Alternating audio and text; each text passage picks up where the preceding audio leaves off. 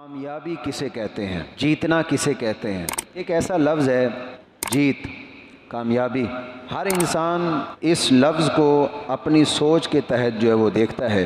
کسی کو دولت مل جائے تو وہ سمجھتا ہے شاید میں کامیاب ہو گیا، کسی کو عزت مل جائے، کسی کو شہرت مل جائے۔ ہم نے قرآن سے پوچھنا ہے، جناب رسول اللہ صلی اللہ تعالی علیہ وسلم کے فرمان سے ہم نے جاننا ہے کہ کامیابی اصل میں کس کو کہتے ہیں اور مومن کا مقصد حیات کیا ہے۔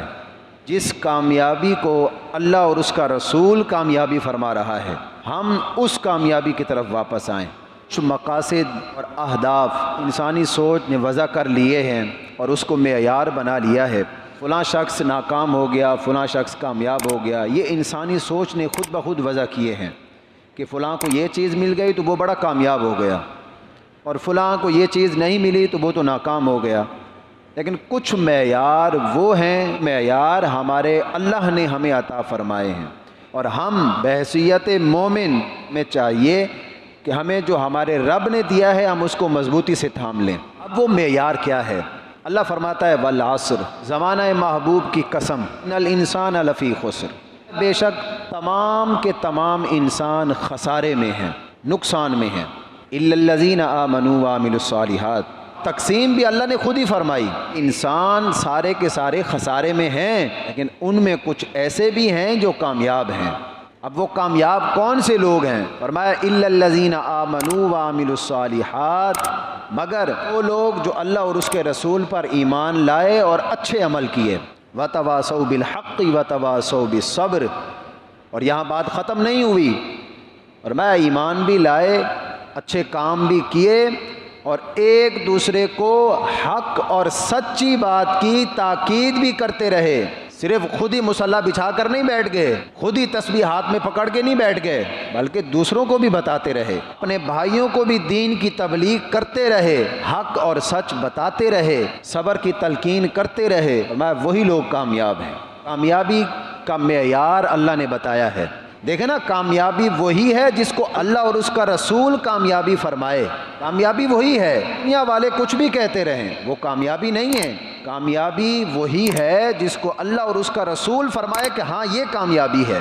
تو اللہ فرما رہا ہے کامیاب وہی ہیں، نقصان سے بچنے والے وہی ہیں جو ایمان بھی لائے اور اچھے کام بھی کیے، اور ایک دوسرے کو حق اور سچی بات کی تلقین بھی کرتے رہے، صبر کی تلقین بھی کرتے رہے۔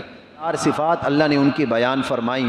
جب یہ چاروں صفات ایک انسان میں مشترکہ ہو جائیں گی، ایک انسان میں پائی جائیں گی، چاروں صفات سے جو بندہ متصف ہو جائے گا، چاروں پھولوں کی خوشبو جس کی سیرت میں سما جائے گی، اور چاروں پھولوں کا گلدستہ جن کے کردار میں آ جائے گا، تو پھر اس انسان کو کسی قسم کا کوئی خسارہ نہیں ہو سکتا، دنیا میں بھی کامیاب، آخرت میں بھی کامیاب۔ وہ لوگ ایسے ہیں کہ دنیا میں بھی ان کے چہرے چمک رہے ہوں گے، ان کے چہروں پر اجالے ہوں گے، اور کل قیامت کے دن بھی ان کے آنکھیں نور سے چمک رہے ہوں گے۔ کامیابی کا معیار اللہ نے ہمیں جو دیا ہے، اس معیار کو ہمیں اپنانا ہے۔ الا الذین آمنوا، یہ سب سے پہلی چیز ہے۔ فرمایا اب کامیاب ہونا ہے نا دنیا و آخرت میں، تو سب سے پہلی سیڑھی کیا ہے؟ وہ ایمان ہے۔ اللہ پر ایمان لاؤ، اللہ کے محبوب پر ایمان لاؤ، اللہ کے نبیوں پر ایمان لاؤ، اللہ کی کتابوں پر ایمان لاؤ، اللہ کے فرشتوں پر ایمان لاؤ۔ کامیابی کی سب سے پہلا سٹیپ ایمان۔ اگر ایمان ہے تو اس کے بعد پھر اگلی چیزیں ہیں۔ اگر ایمان ہی نہیں ہے معاذ اللہ کسی میں، پھر کچھ بھی نہیں ہے۔ تو سب سے پہلی چیز ایمان۔ ایمان موجود ہے تو انسان کو ہر عمل اس کا فائدہ دے گا جو اس نے اللہ کی رضا کے لیے کیا ہوگا، اور اگر ایمان ہی نہیں ہے معاذ اللہ، تو پھر وہ دنیا جہان گھومتا رہے، کچھ بھی کرتا رہے، کوئی بھی عمل اس کو فائدہ نہیں دے سکتا۔ ایمان سب سے پہلے ہے۔ ایک مومن کی بڑی شان ہے، جو بندہ کلمہ طیبہ پڑھ لیتا ہے، کلمہ شہادت پڑھ لیتا ہے، تو یہ اسلام کی عظمت ہے۔ کلمہ گو ہونا اس کا منصب ہے، یہ کوئی معمولی چیز نہیں ہے۔ آج کسی مسلمان کو کسی اور کی طرف، ایک مسلمان کو کافروں کی طرف، یہودیوں کی طرف، سکھوں کی طرف، ہندوؤں کی طرف للچائی ہوئی نظروں سے نہیں دیکھنا چاہیے۔ اس کو پتہ ہونا چاہیے جس رب کا میں نے کلمہ پڑھا ہے، میرا رب جتنا عظیم ہے تو اس کا دیا ہوا اسلام اور دین بھی عظیم ہے۔ رب کعبہ کی قسم، آج اگر امریکہ جیسی کروڑ حکومتیں اگر کسی کو مل جائیں وہ ایک فقیر غریب مومن کے ایمان کی ویلیو کا مقابلہ نہیں کر سکتی۔ پہلی چیز ہے ایمان۔ اللہ نے فرمایا اگر کامیاب ہونا چاہتے ہو تو سب سے پہلے ایمان لاؤ۔ دوسرے نمبر پر عاملوا الصالحات، فرمایا اگر کامیاب ہونا چاہتے ہو ایمان لا چکے ہو، اب ایمان کافی نہیں ہے، اب ایمان لانے کے بعد کچھ اور بھی کرنا ہے۔ اب وہ کیا ہے؟ عاملوا الصالحات، اب نیک عمل کرنے ہیں۔